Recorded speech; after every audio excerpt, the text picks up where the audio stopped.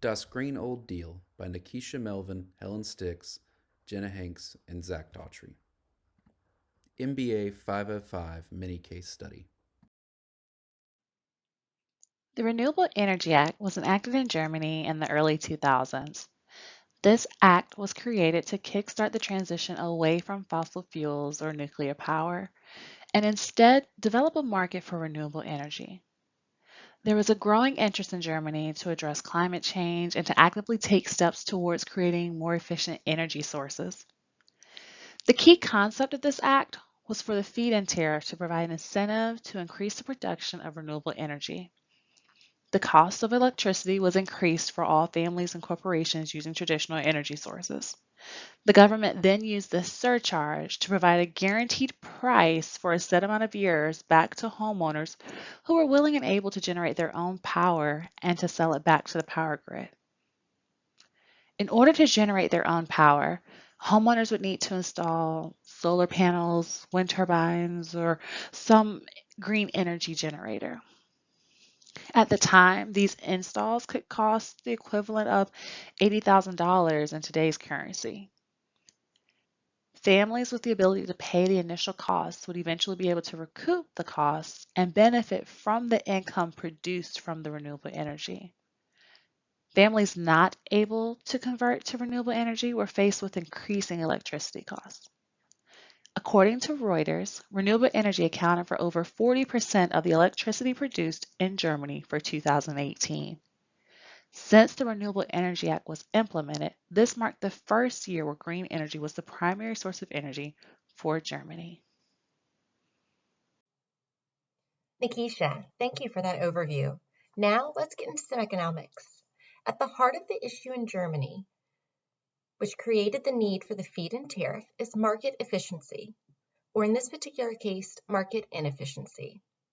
See, given the pollution created in the process of generating electricity, Germany's electricity market was experiencing market failure. The short and long-term societal costs associated with pollution are essentially unknown to the electricity market and cause market failure. Pollution is a negative externality, and negative externalities occur when the actions of one party impose costs on an independent third party. In actuality, if the market could account for the additional costs or negative externalities generated by the pollution, the marginal cost curve would shift left, and market equilibrium would be achieved at a higher price and lower quantity, indicated by P star and Q star. Negative externalities cause market quantity, shown at Q1, to be higher than what is socially optimal. So how do we get the electricity market to the correct market equilibrium? Well, Jen is here to tell us. Tax, tariff, and deadweight loss. The feed-in tariff taxes consumers who use electricity in the conventional way. The feed-in tariff acts as a subsidy to encourage consumers to invest in solar energy. With the feed-in tariff, everyone is charged for using electricity. The government pays a premium for electricity that is produced by solar panels. The people with the personal solar panels make money, while the people without the personal solar panels are charged more for electricity use and may be forced to cut back.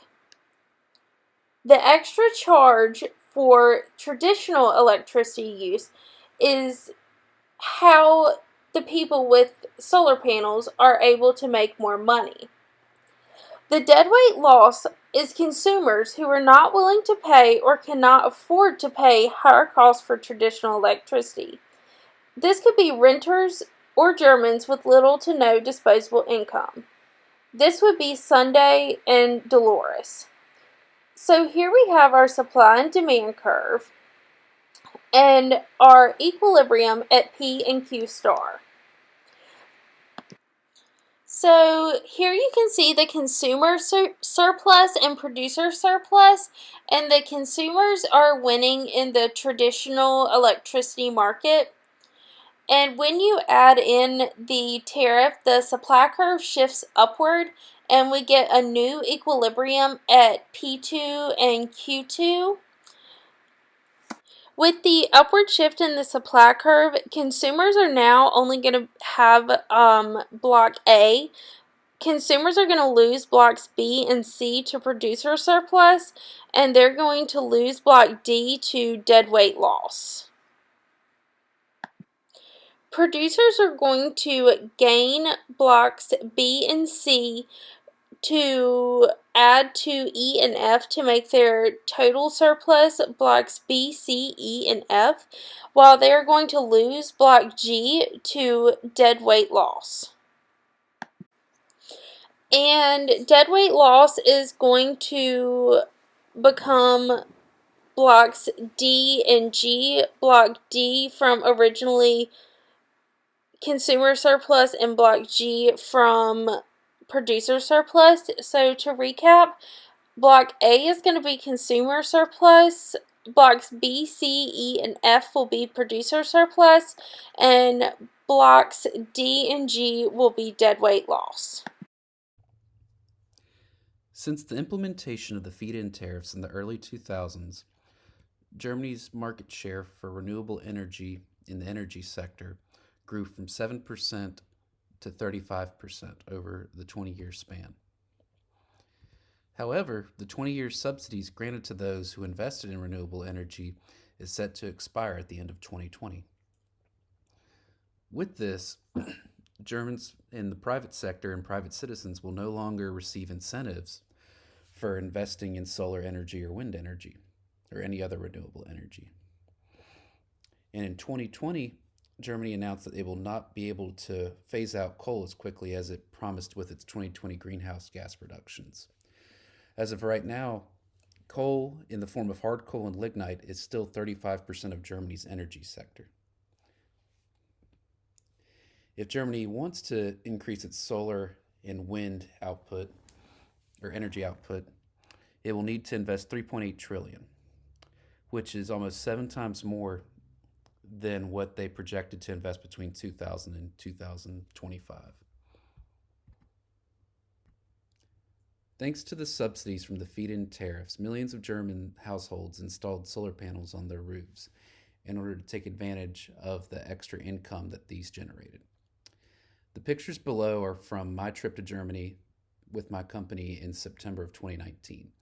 As you can see, about every other household in this village had solar panels on their roofs, which really shows that a lot of households took advantage of this. What's ahead? With the subsidies from the feed-in tariffs coming to an end, the German government is now offering competitive bids for renewable energy products, which helps drive down cost. Citizen-owned cooperatives are arguing that they cannot compete with these lower costs from private organizations. However, in 2018, the cost from solar and wind prices dropped to 5 euro cents per kilowatt hour, which puts them right on target with fossil fuel generated power. Because of these lower prices, energy created by wind turbines and wind farms off the coast are being hailed as zero subsidy because they do not need the German government to prop them up. As the market develops and more green companies grow in size, we can expect to be able to keep up with the fossil fuel industry and potentially overtake their market shares.